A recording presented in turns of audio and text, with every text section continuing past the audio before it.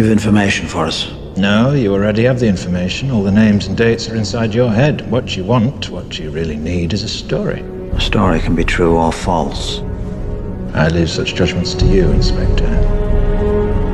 Our story begins, as these stories often do, with a young, up-and-coming politician. He's a deeply religious man and a member of the Conservative Party. He's completely single-minded and has no regard for the political process. The more power he attains, the more obvious his zealotry, and the more aggressive his supporters become.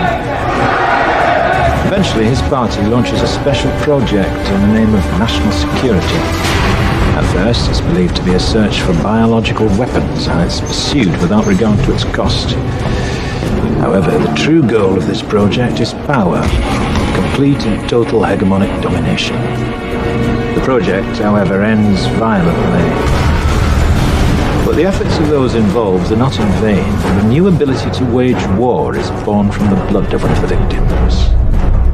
Imagine a virus, the most terrifying virus you can, and then imagine that you and you alone have the cure. But if your ultimate goal is power, how best to use such a weapon? It's at this point in our story that along comes a spider. He is a man seemingly without a conscience, for whom the ends always justify the means, and it is he who suggests that their target should not be an enemy of the country, but rather the country itself. 3 targets are chosen to maximize the effect of the attack: a school, a tube station, and a water treatment plant. Several hundred die within the first few weeks. That Three Waters has in fact been contaminated. Authorities are attempting to control its deadly spread. Sent a wave of destruction throughout the underground.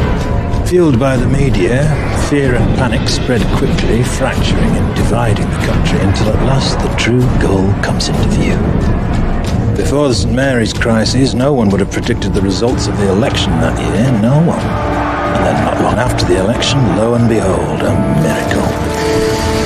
Some believed it was the work of God himself, but it was a pharmaceutical company controlled by certain party members that made them all obscenely rich.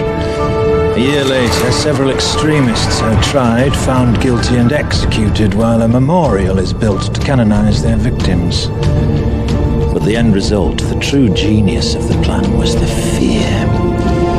Fear became the ultimate tool of this government, and through it, our politician was ultimately appointed to the newly created position of High Chancellor. The rest, as they say, is history.